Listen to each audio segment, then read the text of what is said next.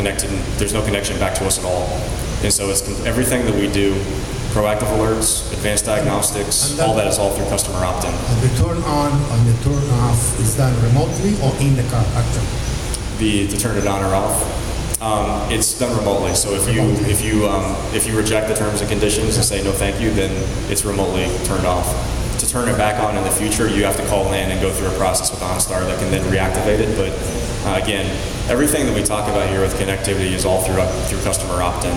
It's all choice, and it's all we work very hard to make it as transparent as possible because, frankly, if our customers don't want their car to be connected, we're not going to keep it connected. Plain and simple. Okay. Here we have time. Oh, 2 more questions. Okay, so we'll do the last 2 questions. John and the rest of the team will still be here if you guys want to catch them one-on-one. Just for right now.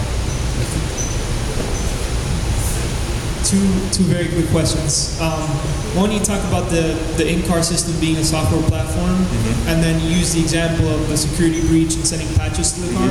With the ongoing development of iPhone apps and Android apps, will the car also be able to receive updates to better function?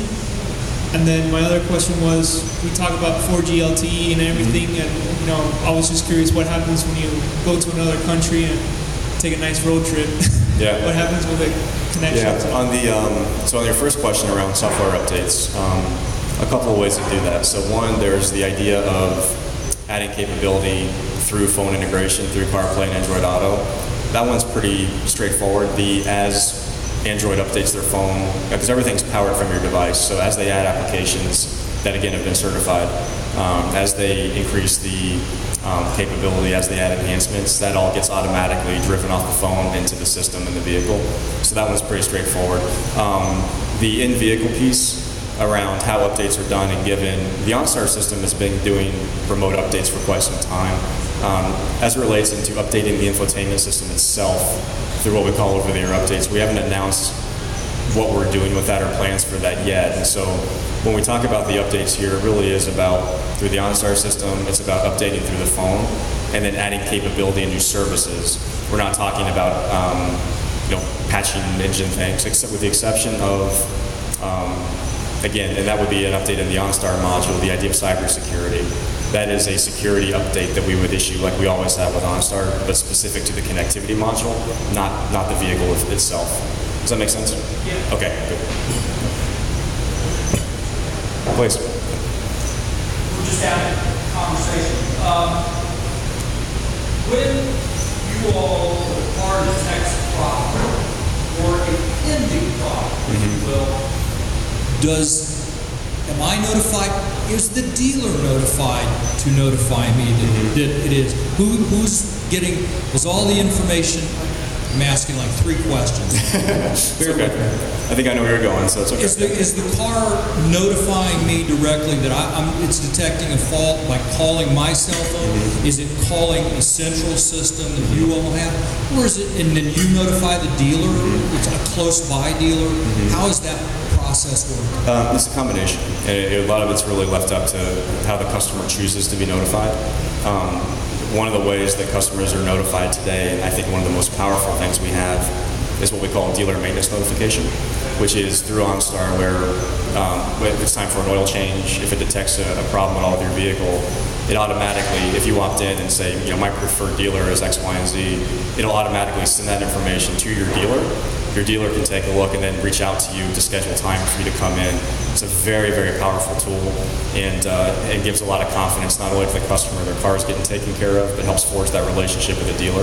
With the real-time diagnostics, so things like the tire going out and things like that, you can choose to be notified directly as well. But that'll also, as part of dealer maintenance, where it gets fed into the dealer and they're notified. So and very similar to today. Today, if I run a vehicle diagnostic report on my car, I see a red light, but that red light also gets sent to my dealer so that my dealer can reach out and schedule time to get it taken care of. Very similar experience. So possibly the diagnostic that a dealer does by plugging the car in when you go in, that information could all be sent via one of the systems so that very far in advance you know what the problem is before I get there. Yeah, and generally, as think about the proactive one, we're limiting it out of the gate to the starting system, for example. Right. So the way that would work, you would say, The experience would be your vehicle detects a problem with the starting system. Right. And if you've enrolled with into dealer maintenance notification, which we hope you do because it's a really great service, it would notify your dealer that there's a pending starting system problem. Contact your customer, get them to come in. It would also let you know through the diagnostic report, if you chose to get it through email or text, it says, hey, there's a pending problem with your starter system, go to your dealer to get it worked on. And so that's the way that the system kind of works. And so it doesn't give you we've all seen the reports when you plug the dongle in. Sure. That's not what we're doing, but we are saying there's an issue, you need to go get it worked on and fixed. So giving that proactively. Conceivably, could you do that? Conceivably, I guess I anything's don't know how possible, big but a it's not piece, the of, plan. a piece of information, I don't know how big that would be. Yeah, I mean, for us, this is more about empowering people to take the right action and to ensure their car continues to run. And for us, that action is to go get it worked on by a professional. Well, And the group you're talking to, we all think we know everything. You know that. And the thing is that the more I know about what issues are coming up in my car, the more empowered I feel. But that's because of what we do, and we're subjected to cars more often. Yeah, I think you see different customers with different preferences. Some people, frankly, don't want to even know. They just want to go straight to the dealer and not have to even know about it. Other people do want to know, and so the beauty of it is very similar to the question about privacy and security. It's all choice. It's all opt-in. So if you want to receive that message and know, you can. If you just want your dealer to contact and have them handle it, you can as well. So it's a choice. For example, for my wife, she's not all that into maintaining her vehicle. She doesn't want to know. I turned off all the notifications for her because they all come to me. Because if she got a text telling her to go get something done, she would, she just wants her dealer to contact her, schedule it, and have it all taken care of. So that is a choice. Yep. Okay, so we're going to turn the time back over to Paul, but if you have any other questions, please come see us. We'll be around, and we'll obviously be doing demos.